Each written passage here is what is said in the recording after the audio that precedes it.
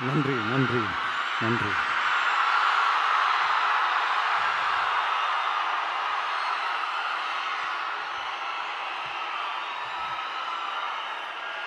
நான் போன மீட்டிங்கில் வேலூரில் பேசும்போது சொல்லியிருந்தேன், தமிழ்நாடு தான் விஜய், விஜய் தான் தமிழ்நாடு அப்படின்னு நான் சொல்லியிருந்தேன். அது ஏன் அப்படி சொன்னேன் அப்படின்னா, தமிழ்நாட்டு மக்களுடைய ஒரே பிரதிநிதியாக, உண்மையான ஒரு பிரதிநிதியாக நாம் மட்டும்தான் இருக்கிறோம் அப்படின்றதுக்காக தான் அப்படி நான் சொன்னேன். அப்புறம் அந்த தேர்தல் பற்றியும் நான் சொல்லியிருந்தேன். தமிழ்நாடு வர்சஸ் ஸ்டாலின் சார், அதாவது விஜய் வர்சஸ் ஸ்டாலின் சார், அதையும் நான் சொல்லியிருந்தேன். அப்புறம் இன்னொரு கேள்வியும் கேட்டிருந்தேன். இது தமிழ்நாடு சட்டசபைக்கான ஒரு தேர்தல், இதை ஏன் தமிழ்நாட்டுக்கும் டெல்லிக்குமான ஒரு எலெக்ஷன் சொல்கிறீங்க அப்படின்னு நான் கேட்டிருந்தேன். உடனே விஜய் பாஜகவுக்காக பேசுகிறாரு அப்படின்லாம் திருச்சி பேச ஆரம்பிச்சிட்டாங்க. அப்புறம் ரெகுலராக ஒன்று பண்ணுவாங்கல்ல, நம்மளுடைய சிறுபான்மை சகோதரர்களை பயமுறுத்தி பயமுறுத்தி ஒரு ஒரு ஏமாத்து வேலை ஒன்று செய்வாங்கல்ல, அது இனிமேல் அவங்களால தொடர்ந்து செய்ய முடியாதுன்னு அவங்களுக்கு தெரிஞ்சு போச்சு. அதனால தான் நான் என்ன பேசினாலும் அதை திருச்சி பேசுறது, அந்த தில்லு முள்ளு வேலைகள்லாம் அவங்க செய்ய ஆரம்பிச்சிட்டாங்க. சென்னையில் டெல்லி டெல்லின்னு கூவுறதும், அடிக்கிற கொள்ளைக்கு ரைடு வந்துட்டா டெல்லிக்கு வெள்ளை கொடை பிடிக்கிறதும்,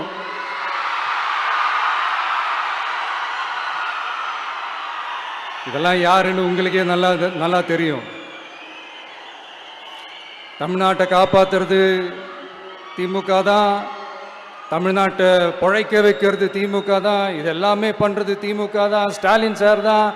இதெல்லாம் ஒர்க் அவுட்டே ஆகாது பாஸ்.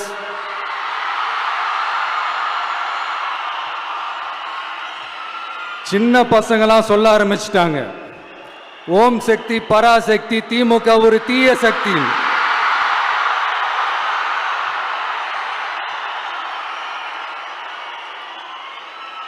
அதனால இந்த தமிழ்நாடு இன்னொன்று வேற ஒன்று சொல்றாங்க. அது என்னடான்னா, தமிழ்நாட்டு அணி டெல்லி அணியா.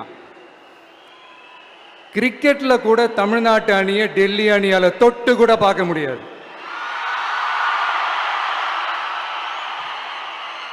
அப்படி இருக்கும்போது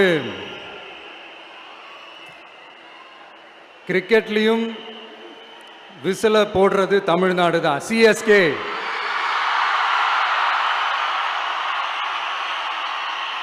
வரப்போற எலெக்ஷன்லயும் விசில போட போறது நம்ம டிவிக்கே தான்.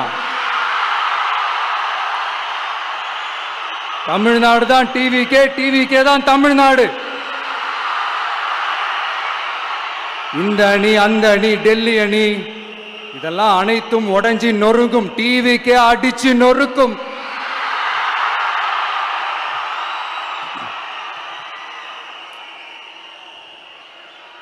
எனக்கும் என்னுடைய மக்களுக்கும் நடுவுல வேற யாராலையும் உள்ள நுழையவே முடியாது.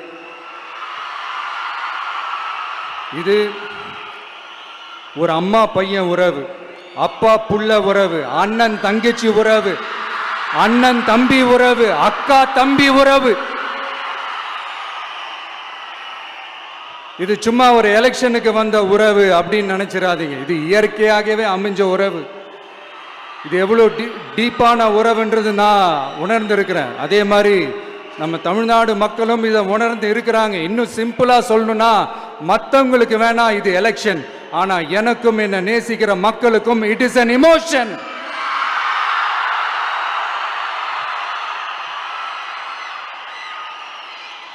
And it is not an ordinary emotion. It is a powerful oceanic emotion. இப்படி இருக்கும்போது வீட்டுக்கு வீடு விஜய், தமிழ்நாட்டுக்காக விஜய், வெற்றி பேரணியில் தமிழ்நாடு இது எல்லாமே 100% இந்த எலெக்ஷன்ல அது ப்ரூவ் ஆகும்.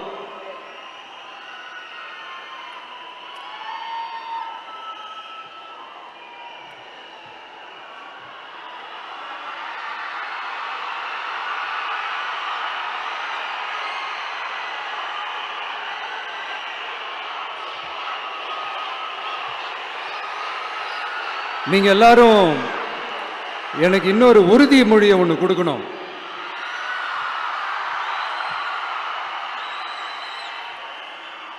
ஊழலற்ற உண்மையான சமூக நீதியை நிலைநாட்ட நம்ம ஆட்சியை அமைப்பீங்க தானே? உங்களை தான் கேட்கிறேன், நம்ம ஆட்சியை அமைப்பீங்க தானே? இந்த விஜய்க்கு ஒரு வாய்ப்பு கொடுப்பீங்க தானே? உண்மையிலே கொடுப்பீங்க தானே? இந்த விஜய நம்புறீங்க தானே? ஒவ்வொரு வீட்லயும் விசில் சத்தம் கேட்கும் தானே? அந்த விசில் சத்தம் ஒவ்வொரு பூத்திலையும் புயலா ஒலிக்கும் தானே? Thank you thank you thank you.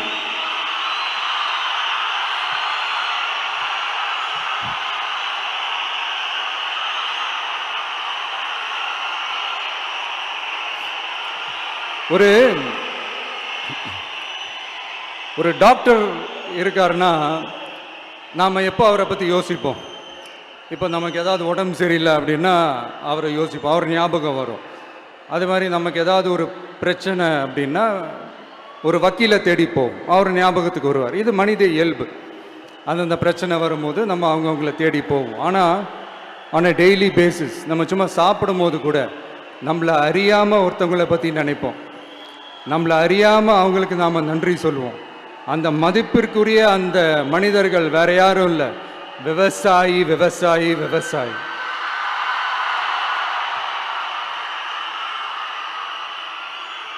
அவங்க பார்க்கறதுக்கு வேணா சாதாரணமாக இருப்பாங்க, ஆனால் அவங்க சாதாரணமான மனிதர்கள்லாம் கிடையாது. இந்த உலகத்தையும் மனிதர்களையும் படைச்சது கடவுள்னு சொல்லுவாங்க, ஆனால் அந்த கடவுளுக்கே படையல் போடுற உயர்ந்த மனிதர்கள் தான் நம்ம விவசாயிகள். இந்த பூமியில உயிர் இருக்குது, இந்த பூமியில பூ பூக்கும், காய் காய்க்கும், பூத்து குலுங்கும்னு இந்த பூமியை அழகா காட்டி இந்த பூமியை சாமி ஆக்கிறதுல இயற்கையோட சேர்ந்து நம்ம விவசாயிகளுக்கும் ஒரு முக்கிய பங்கு ஒன்று இருக்குது. அதனால நான் ஏதோ ஓவரா ஏதோ சொல்றேன்னு நினைக்காதீங்க.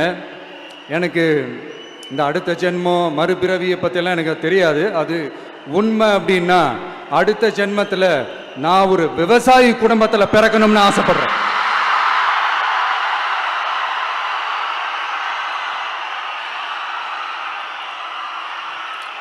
எனக்கு விவசாயத்தை பற்றி டீட்டெயில்டாக தெரியாது தான், நான் ஒத்துக்கிறேன். அதனால் மற்றவங்க மாதிரி நானும் டெல்டாக்காரன் தான் அப்படின்னு உங்கள் காதில் டால்டா ஊத்தலாம் நான் வரல. எனக்கு விவசாயத்தை பற்றி டீட்டெயில்டாக தெரியலனா கூட அவங்க படுற கஷ்டங்களை பற்றி எனக்கு நல்லாவே தெரியும். நம்மளுடைய முதல் அரசியல் பயணம் தொடங்கினதே அந்த பரந்தூர் விஷயத்தை கையில் எடுத்து தான். அதனால் நம்மளுடைய இந்த ஆட்சி அமைஞ்சதும் தீர்க்க வேண்டிய முக்கியமான பிரச்சனைகளில் நம்மளுடைய விவசாய பிரச்சனைகளும் ஒன்று.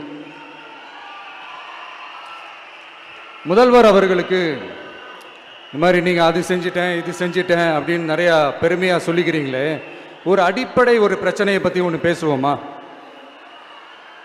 கொஞ்ச நாளைக்கு முன்னாடி ஐநா சபை ஒரு ரிப்போர்ட் ஒன்று வெளியிட்டிருந்தாங்க. அது கூட தினத்தந்தி நியூஸில் கூட வந்துச்சு. உடனே கூகுள் பண்ணி எதுவும் தேடாதீங்க, உங்கள் ஏஜென்சி வச்சு எதுவும் சர்வே கிருவே எடுக்காதீங்க. எதுக்கு உங்களுக்கு சிரமம்? நானே என்னன்னு சொல்கிறேன். தண்ணீர் திவால் அப்படின்ற அந்த தலைப்பில் தண்ணியே இல்லாமல் திவால் ஆக போகுது அப்படின்ற அந்த கட்டுரை படிக்கும் போது உண்மையிலேயே மனசுக்கு ரொம்ப பகீர்னு இருந்தது. இந்தியாவிலேயே அது முக்கியமாக நம்ம தமிழ்நாட்டில் இன்னும் கொஞ்ச காலத்திலேயே தண்ணியே இல்லாமல் திவாலாக போகுதான். அதுக்கு காரணம் நிலத்தடி நீரை பாதுகாக்காமல் விட்டது தான் காரணமாக. மண்ணையும் மணலையும் கொள்ளையடிச்ச பின்ன வேற என்ன நடக்கும்? மலைகளை முழுகினா பின்ன வேற என்ன நடக்கும்? கனிம வளங்களை கொள்ளையடிச்சா பின்ன வேற என்ன நடக்கும்? இந்த மணல் கொள்ளையில ஈடுபட்டவங்களை மேல நீங்க சரியா நடவடிக்கை எடுக்கலன்னு அது போதுமானதாக இல்லை அப்படின்ட்டு சென்னை உயர்நீதிமன்றம் சொன்னிச்சே, மறந்துட்டீங்களா? இந்த மணல் கொள்ளை, கனிம வள கொள்ளை, இதுக்கெல்லாம் காரணம் மணல் மாஃபியா குரூப் தான் மதுரை உயர்நீதிமன்றம் அந்த கிளை சொன்னிச்சு. அதை மறந்துட்டீங்களா? இந்த மணல் மாஃபியா குரூப்புக்கு ஆதரவு அளிக்கிறது யாரு? உங்க திமுக கவர்மெண்ட் தானே. அது இல்லைன்னு சொல்ல முடியுமா? அவங்களோட டீலிங்ல இருக்கிறது யாரு? நீங்க தானே. அது இல்லைன்னு சொல்ல முடியுமா? தண்ணி திவாலாக போகுது, மணல் திவாலாக போகுது, கனிம வளம் திவாலாக போகுது. மொத்தத்தில் உங்க ஆட்சியில தமிழ்நாடு திவாலாக போகுது. கடன் மேல கடன் வாங்கிட்டு உங்க கவர்மெண்டே குப்பராட்சி படுத்துக்குச்சு. உங்ககிட்ட பேசுறதும் ஒண்ணுதான். சரி, அதை விடுங்க.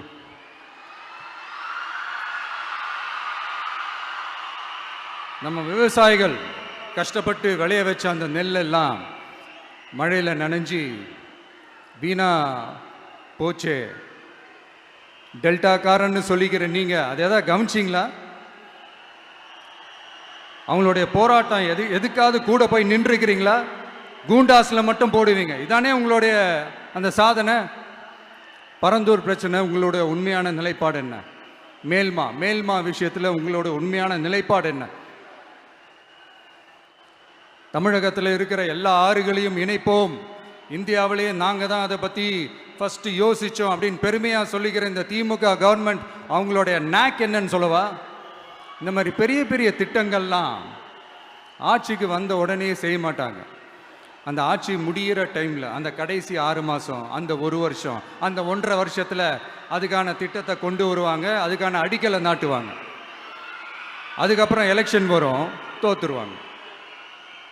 கேட்டால் எங்கள் ஆட்சி தான் முடிஞ்சிருச்சே அப்படின்னு நாடகம் ஆடுவாங்க. இல்லை, நான் தெரியாமல் தான் கேட்குறேன். மக்கள் மேலே உங்களுக்கு உண்மையிலே அந்த அக்கறை இருந்துச்சுன்னா ஆட்சிக்கு வந்த உடனே இந்த மாதிரி பெரிய பெரிய திட்டங்கள்லாம் ஸ்டார்ட் பண்ண வேண்டியது தானே. அதனால் ஆட்சி முடியும் போது அடிக்கல் நாட்டுறது. ஓட்டுக்காக என்னென்னலாம் பேசுவீங்க, ஆனால் மக்கள் இதெல்லாம் நம்புறதுக்கு அவங்க ஏமாளிங்க நினச்சிங்களா? மக்களே, நம்மளுடைய ஆட்சி அமைஞ்சதும் இந்த மாதிரி பெரிய பெரிய திட்டங்கள்லாம் உடனே ஸ்டார்ட் பண்ணுவோம். அதை அந்த 5 வருஷத்துக்குள்ள அதை முடிக்கவும் ட்ரை பண்ணுவோம். ஸோ இப்படிலாம் நம்ம பேசினா காவிரி பிரச்சனையில் உன் கருத்து என்ன, முல்லை பெரியார் பிரச்சனையில் உன் கருத்து என்ன, இப்படிலாம் அதெல்லாம் பற்றி உனக்கு என்ன தெரியுமா அப்படின்னு கேட்க ஆரம்பிச்சிருவாங்க. ஐயா, உலக மகா மேதைகளே, ROV, ரிமோட்லி ஆப்ரேட்டட் வெஹிக்கிள், அதை வச்சு தண்ணிக்குள்ளேயே போய் அணைகளோட உறுதித்தன்மையை ஆராய்ச்சி பார்க்குற வரைக்கும் நான் எல்லாம் தெரிஞ்சுதான் வச்சிருக்கிறேன். ஒருத்தன் சைலண்டாக இருக்கான், அமைதியாக இருக்கான்னா உடனே அவனுக்கு எதுவுமே தெரியாதுன்னு நினச்சிடாதீங்க. சும்மா கருத்து சொல்லிக்கிட்டு கம்பு சுற்றிக்கிட்டு இருந்தால் எல்லாமே நடந்துருமா? நசன் பேசி அதை கேட்டு மக்கள் வெறுத்து போயிட்டாங்க.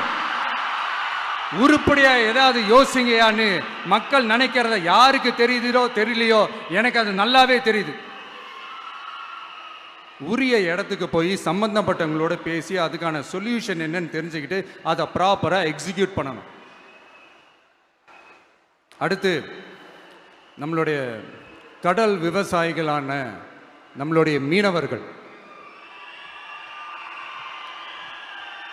மீனவர்களுடைய பிரச்சனைக்கு அப்பப்போ எந்திரிச்சு கடிதம் எழுதிட்டு திரும்ப தூங்க போயிடுவார். அவ்வளோதான், அதோட அது அப்படியே கிடக்கும். மானே, தேனே, பொன்மானே, இப்படிலாம் கடிதம் எழுதுறதெல்லாம் வேலைக்கே ஆகாது. ஒன்றிய அரசுக்கு அந்த உண்மையான உணர்வு பூர்வமான அந்த அழுத்தத்தை கொடுக்கணும். நம்ம மீனவர்கள் மேல அவங்க கையே வைக்கக்கூடாது, கையே வைக்க விடக்கூடாது. அவங்களுக்கான அந்த பாதுகாப்பு பக்காவா இருக்கணும். அதுதான் நம்மளுடைய ஒரே அஜெண்டா. மீனவர்களே, அடுத்து நம்மளுடைய ஆட்சி தான். கவலைப்படாதீங்க, தைரியமா இருங்க, உங்களுக்கான பாதுகாப்பு பக்காவா இருக்கும். இப்படி இருக்கும்போது அடுத்ததும் நாங்க தான் அப்படின்னு சிஎம் சார் சொல்லுவாங்க. அதெல்லாம் நடக்கவே நடக்காது. 2வது முறை வந்ததெல்லாம் சரித்திரமே கிடையாது. இந்த சைனாவில் கிரேட் வால் ஆஃப் சைனா கேள்விப்பட்டிருப்பீங்க. அதோடைய நீளத்தை விட பெரிய டாஸ்க் இது. ஆனானப்பட்ட அவங்க அப்பாவாலே முடியல.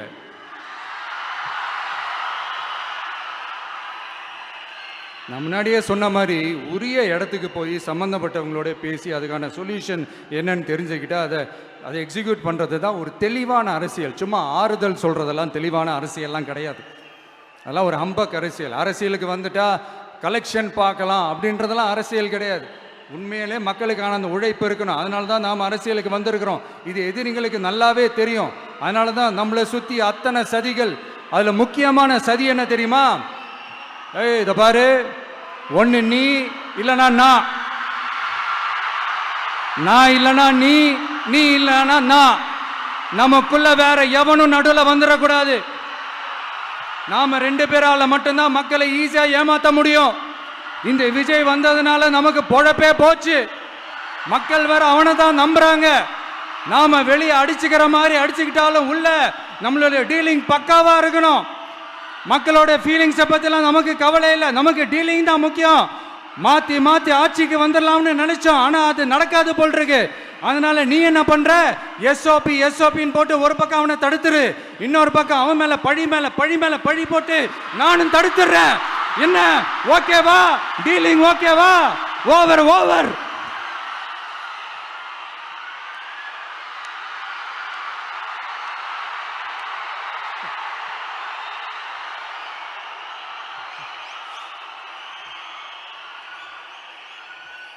இல்லைங்க, உண்மையிலேயே சிரிக்கிறதா என்ன பண்ணுறதுன்னு எனக்கு தெரியல. உண்மையிலே இப்படி தான் இருக்கு அவங்க டீலிங்லாம்.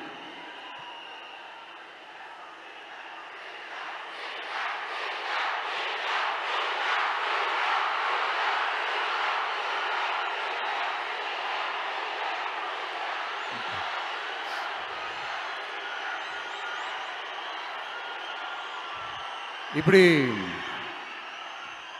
பழி மேலே பழி போட்டு கரூரில் ஆரம்பித்து நம்ம ஜனநாயகன் படம் ரிலீஸ் வரைக்கும்.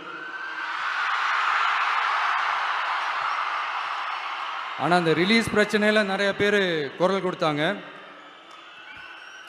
முக்கியமாக நம்மளுடைய முதல்வர் அவர்கள் கூட பூசி மொழிகி பட்டும் படாமல் குரல் கொடுத்தாங்க. But what ever it is, குரல் கொடுத்த அவங்களுக்கும் மற்றவங்க எல்லாருக்கும் இந்த நேரத்தில் என்னுடைய நன்றியை தெரிவிச்சுக்கிறேன்.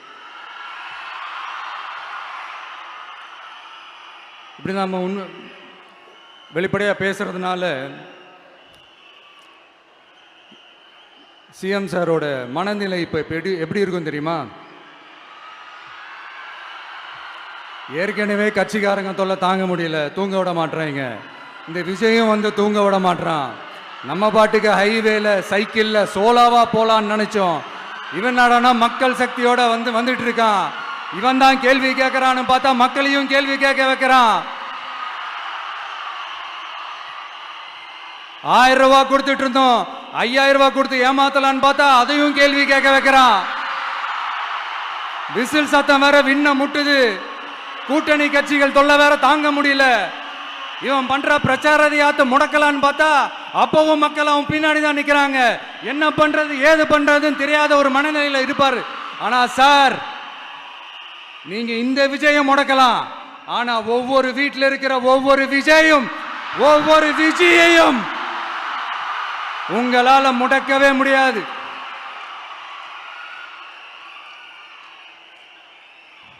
அவங்களாம் ஆல்ரெடி பிரச்சாரத்தை ஸ்டார்ட் பண்ணிட்டாங்க சார். வீட்லயே குடும்பமா இறங்குவாங்க பாருங்க பிரச்சாரத்துக்கு. அப்ப உங்களால மட்டும் இல்ல, எந்த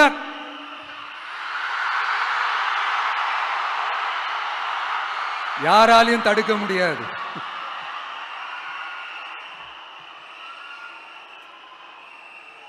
நம்ம டவுன் சவுத்தில் ஒரு ஊரில் உங்க அப்பாவுக்கு வெங்கல சிலை வைக்கணும்னு ட்ரை பண்ணீங்கல்ல, அதுக்கு சுப்ரீம் கோர்ட் என்ன சொன்னாங்க?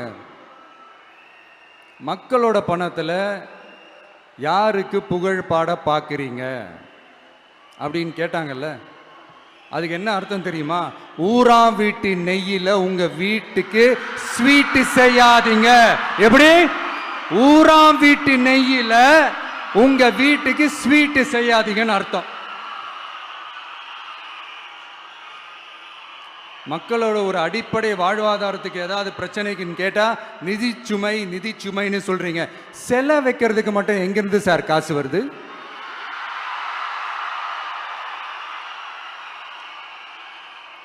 முதல்ல மக்களுக்கு அந்த சோறுக்கு வழி பாருங்க சார்.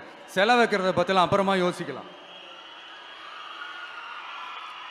கேஸ் சிலிண்டருக்கு மானியமா 100 ரூபாய் தரேன்னு சொன்னீங்களே, என்னாச்சு? கரும்புக்கு ஆதார விலையா 4000 ரூபாய் தரேன்னு சொன்னீங்களே, என்னாச்சு?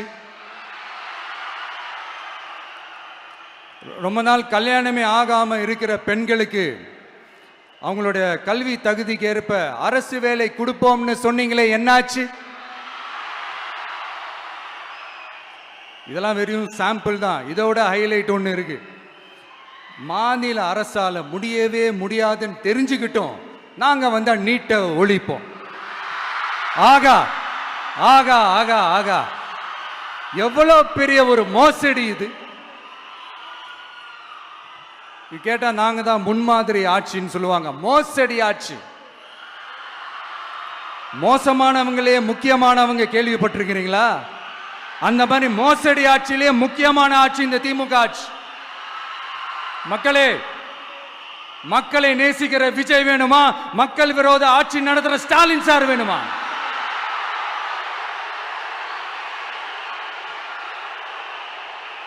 இந்த விஜய் நம்புறீங்களா, ஸ்டாலின் சார நம்புறீங்களா?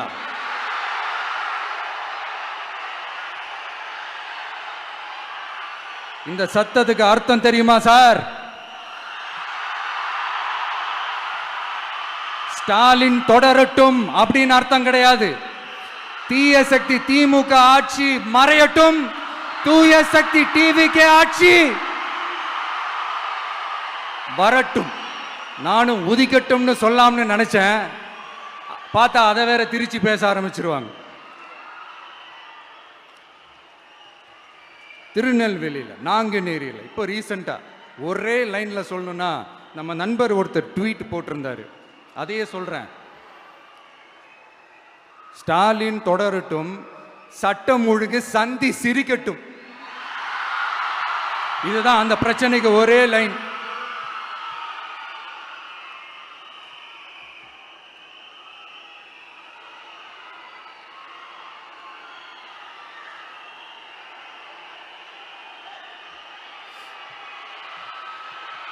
மக்களே, காஞ்சிபுரத்தில், வேலூர்ல எல்லாம் நம்மளோட விஷனை பற்றி சொன்னோம் இல்லையா?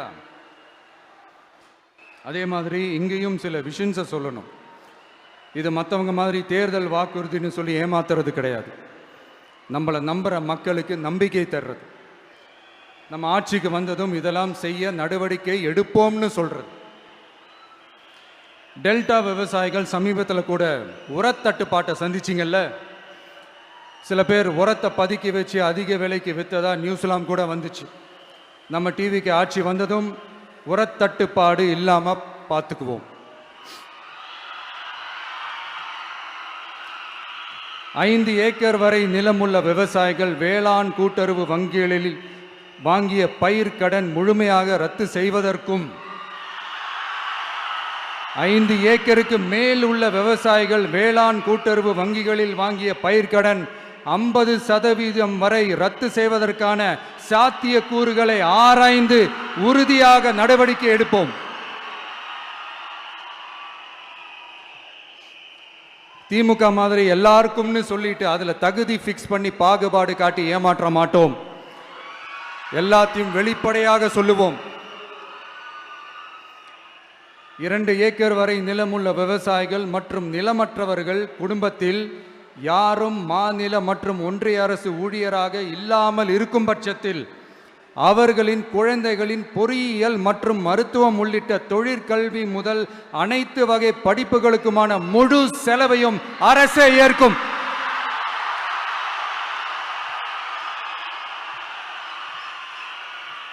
விவசாயிகளின் விருப்பத்திற்கு எதிராக எந்த திட்டமாக இருந்தாலும், ஒன்றிய அரசின் நெருக்கடியே இருந்தாலும் அந்த திட்டத்தை உங்களுடைய டிவிகே ஆட்சி முழுமையாக நிராகரிக்கும்.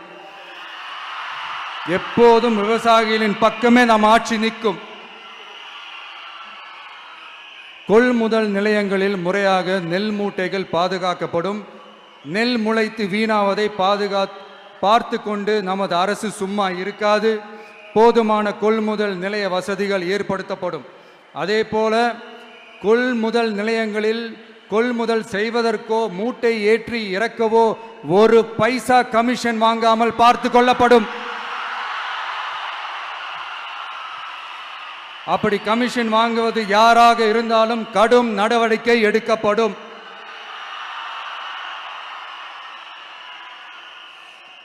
ஐநூறு ரேஷன் கார்டுகளுக்கு ஒரு ரேஷன் கடை என்ற வரையறை நிர்ணயிக்கப்படும். கிராமங்களிலும் எடையாளர் நியமிக்கப்படுவார். பெண் விற்பனையாளருக்கு பெண் எடையாளர், ஆண் விற்பனையாளருக்கு ஆண் எடையாளர் என்பது பின்பற்றப்படும்.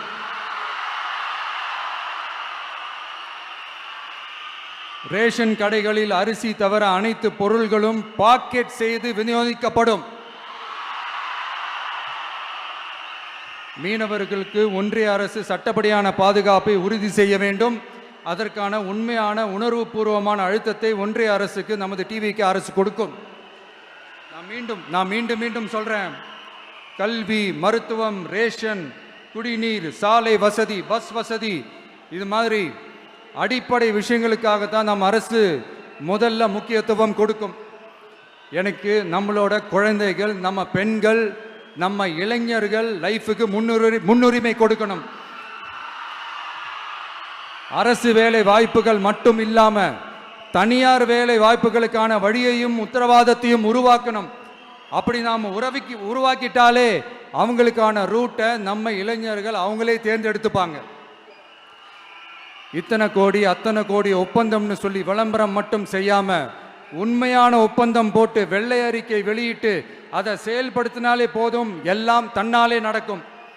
இங்க என்னனையும் சொல்ல நினைக்கிறேன், இங்க அடுத்து நாங்க தான் நெஞ்சை நிமித்திரி கூவுற யாராச்சும் நாங்க ஊழலே செய்யாதவங்கன்னோ ஊழல் செய்யவே மாட்டோம்னோ நெஞ்சை தொட்டு மனசாட்சியோட சொல்ல முடியுமா? ஆனா நாம இன்னைக்கு இல்ல, ஆட்சிக்கு வந்ததுக்கு அப்புறமும் ஓப்பனா தில்லா கட்ஸா சொல்லுவோம், ஊழல் லஞ்சம் இல்லாத ஒரு ஆட்சியை கொடுக்க உண்மையா ட்ரை பண்ணாலே போதும், எல்லாம் தன்னாலே நல்லா நடக்கும். எல்லாரும் கொஞ்சம் கை இப்படி வைங்களேன். எங்க ஓட்டு எங்க உரிமை, எங்களை யாரும் விலைக்கு வாங்க முடியாது. எங்க ஓட்டு விசில் சின்னத்துக்கு தான். யாரையும் நம்பி ஏமாற மாட்டோம். எங்க வார்த்தையிலிருந்து மாற மாட்டோம். இது நிஜம். தேங்க்யூ.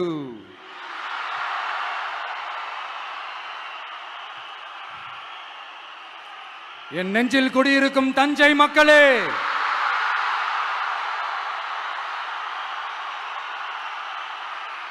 என் நெஞ்சில் குடியிருக்கும் வேலூர் மக்களே, வேலூர்ல இதை நான் சொல்ல மறந்துட்டேன், சாரி. உங்களுக்காக இங்க நான் சொல்றேன், உங்களோட நான் இருக்கேன், நம்மளோட நம்ம மக்கள் இருக்கிறாங்க. இதுக்கு மேல என்ன வேணும்? கான்பிடென்ட்டா இருங்க, நல்லதே நடக்கும், வெற்றி நிச்சயம். மீண்டும் சந்திக்கும் வரை நன்றி, வணக்கம்.